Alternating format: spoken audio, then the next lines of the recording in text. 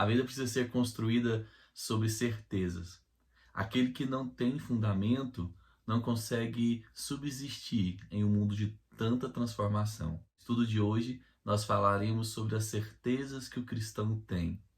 São esses princípios que vão fazer dele fiel ao Senhor, inabalável, mesmo diante de tantos desafios. Fique comigo nessa aula de hoje.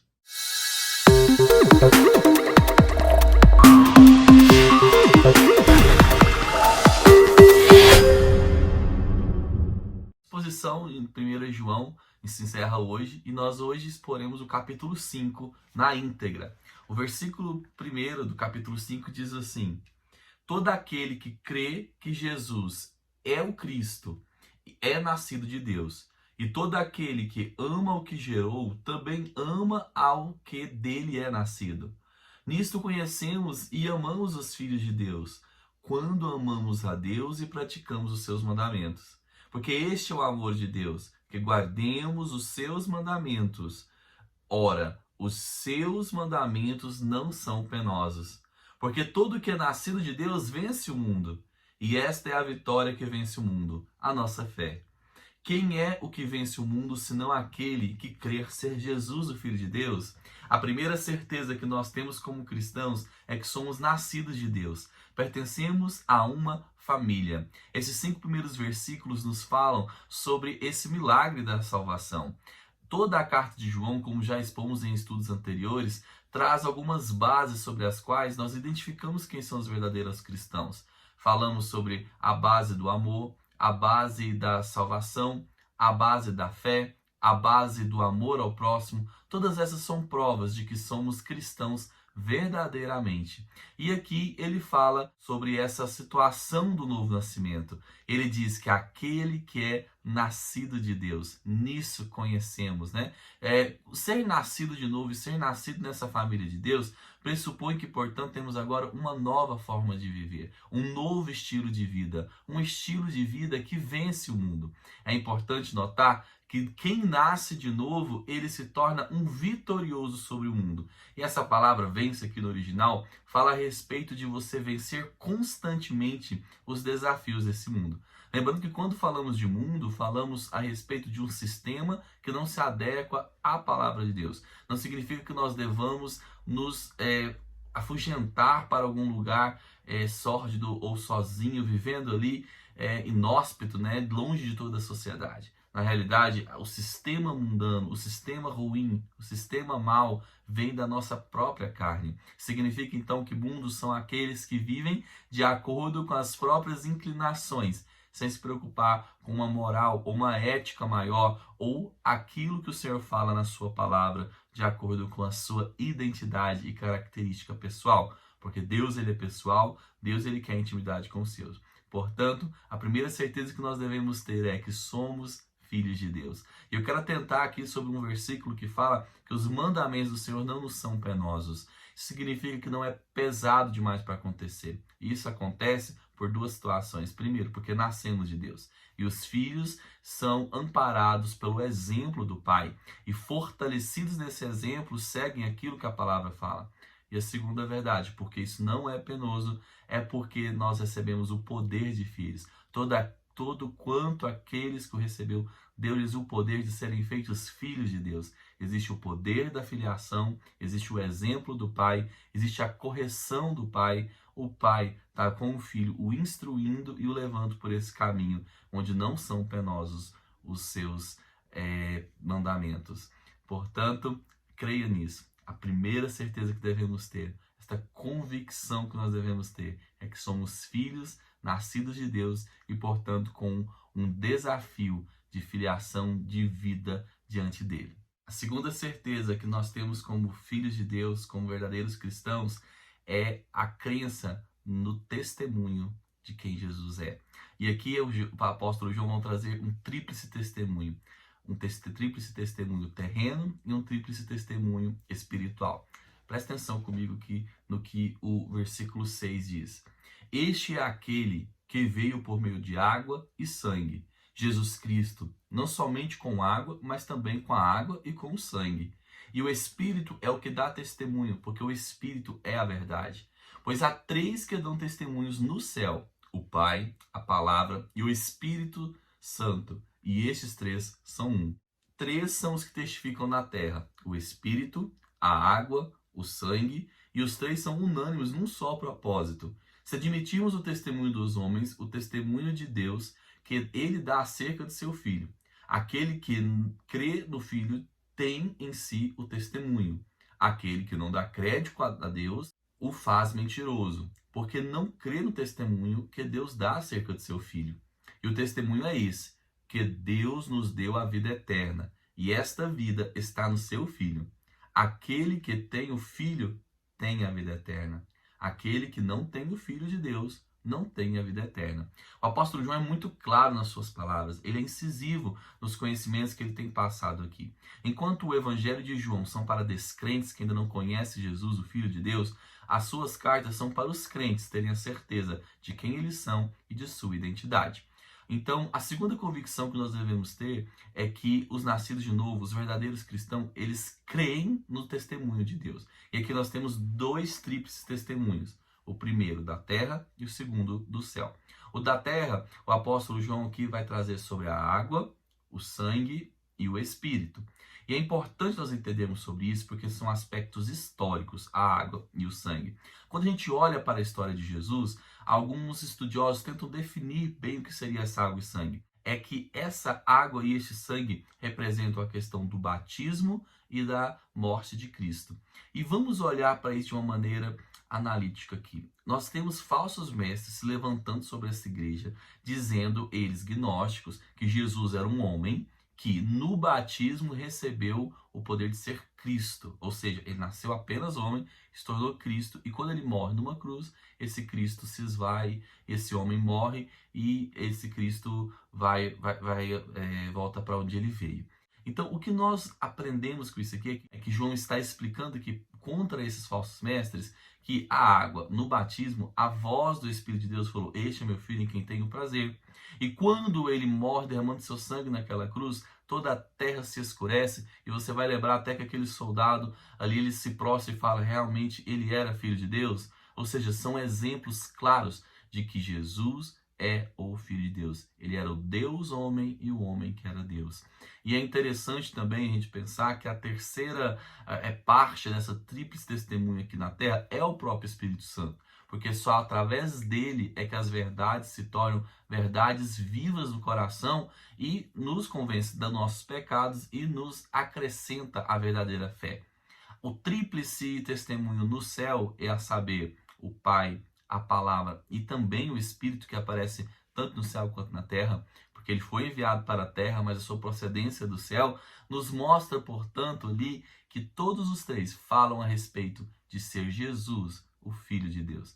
O Pai que envia o Filho, a Palavra que é o próprio Filho e o Espírito que andou com o Filho e foi ali enviado e substituindo ele aqui na terra de agora em diante. Então esse tríplice testemunho, tanto no céu quanto na terra, demonstram que quem é Jesus. E ali, essa questão do testemunho é tão importante porque João é enfático ao dizer, aquele que tem Jesus tem a vida eterna. Aquele que tem o testemunho de Cristo tem a vida eterna. Aquele que não tem a vida eterna. Perceba que essa palavra tem é no presente, não é uma realidade futura.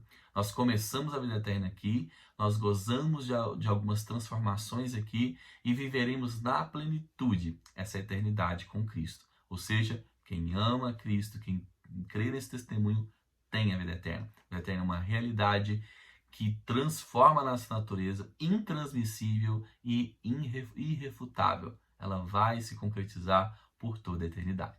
A terceira convicção do cristão é que nossas orações são respondidas. Veja o que o versículo 13 diz aqui. Estas coisas vos escrevi a fim de saber que tendes a vida eterna, a vós outros que credes em nome do Filho de Deus. E esta é a confiança que temos para com ele, que se pedirmos alguma coisa, segundo a sua vontade, ele nos ouve. Se sabemos que ele nos ouve, quanto ao que lhe pedimos, estamos certos de que obtemos os pedidos que lhe temos feito. Ou seja, aqui nós vemos sobre a oração. Primeiro, a oração ela é respondida, porque somos filhos. e como filhos, o Pai ouve as nossas orações. Aqui a gente percebe que o apóstolo João traz consigo isso com uma convicção, que se falarmos com Deus, Ele irá nos ouvir. Agora, aqui há uma condição muito clara sobre como e por que Ele responde orações. Porque somos filhos e como Ele responde, pela sua benignidade, pelo seu amor, mas uma condição aqui é muito clara. Se nós pedirmos segundo a vontade dEle. Muitos pensam que a oração é convencer Deus no sentido de obrigá-lo a fazer o que nós queremos. Mas na realidade, a oração, como nós aprendemos pela palavra de Deus, sobre a vontade dele, é o cumprimento da oração principal que Cristo nos ensinou. Seja feita a sua vontade aqui na terra como ela é feita no céu. E não a vontade do céu sendo feita como é na terra.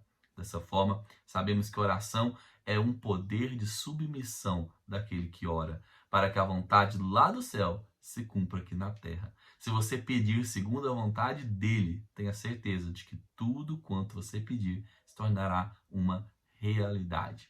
A oração muda as coisas? Sim, transforma situações, muda aquilo que você não enxerga e muda você também que ora. E apesar disso tudo acontecer, dessas mudanças acontecerem, tudo aquilo quanto ocorrer será pela vontade de Deus. Portanto, a nossa intimidade da filiação, a intimidade física que conhece cada vez mais a vontade do Pai, nos adestra, nos ensina a orar da forma correta, segundo a sua vontade e com o auxílio do Espírito Santo, como Paulo diz. Porque não sabemos orar como convém. Tiago ainda critica a questão que nós pedimos e não recebemos porque pedimos mal, pensando no nosso próprio orgulho e no nosso próprio egoísmo. Mas aquele que é filho se submete à filiação, como filho obediente que ama, com certeza vai aprender a orar segundo a vontade dele e o Pai Nosso se tornará realidade. A vontade aqui da terra se conformando com a vontade lá do céu. Quarta convicção que temos como cristãos é que o nosso Senhor Jesus Cristo, Ele nos guarda. Veja que o versículo 15 diz aqui, e 16 diz aqui, se alguém vir a seu irmão cometer pecado, não para a morte, pedirá, e Deus lhe dará a vida aos que não pecam para a morte. Há pecado para a morte, e por esse não digo que rogue. Toda injustiça é pecado, e há pecado não para a morte. Sabemos que todo aquele que é nascido de Deus não vive em pecado. Antes, aquele que nasceu de Deus o guarda, e o maligno não lhe toca. Sabemos que somos de Deus e que o mundo inteiro jaz no maligno. Aqui o apóstolo João traz dois tipos de pecado. Toda transgressão contra Deus é pecado. Só que existem pecados que são para a morte. Aí existem muitas teorias falando sobre o que João está tentando dizer aqui. Mas nós temos que aprender a estudar a Bíblia com um pouco aqui, um pouco ali, correlacionar o que nós temos a dizer. Se a gente pensar, quando Jesus falou para os fariseus, quando um pecado que não tem perdão, sobre o blasfêmia contra o Espírito Santo, que é atribuir as obras de Jesus ao maligno, ao próprio diabo. Quando a gente percebe lá em Hebreus capítulo 6, sobre aqueles que estavam na aliança, estavam ali na igreja, mas eles são impossíveis de serem renovados em sua fé. Por quê? Mais uma vez, aqueles judeus, lembrando que Hebreus é um livro escrito para judeus, eles estavam querendo crucificar Cristo novamente, ou seja, trazer de novo aquele peso de lei para os novos cristãos. Então, dessa forma, a gente percebe ali de um certo tipo de povo que talvez estava na ceia, estava ali no batismo, não teria como Cristo morrer novamente numa cruz para que eles crescem naquilo. Portanto, não haveria renovação de fé, mais uma vez voltado para aquela religiosidade daquelas pessoas. Portanto, corroborando todos esses textos, podemos entender que o apóstolo João não está dizendo de uma apostasia, mas creio eu que ele está nos trazendo aqui uma amostra daquelas pessoas, inclusive daqui dessa carta, que está lutando contra os falsos mestres o tempo todo, aqueles infiltrados na igreja, aquele joio no meio do trigo, aqueles que verdadeiramente não nasceram de novo. E isso é ainda mais comprovado pelos versículos seguintes, quando João traz aqui a respeito dos filhos de Deus que não vivem no pecado, mas que são o quê? Que são aqueles que estão em Deus e não nasceram do maligno. Perceba que esses dois tipos de pecado aqui, o para a morte que não tem perdão e aquele que tem perdão, ou seja, ele até incentiva você a cuidar daqueles que pecaram, que não é para a morte, que há perdão, porque Deus o guarda e ele não é do maligno, ele é filho de Deus e esse não vive no pecado. Existe uma diferença entre pecarmos, que isso acontecerá enquanto vivemos aqui, e viver no pecado.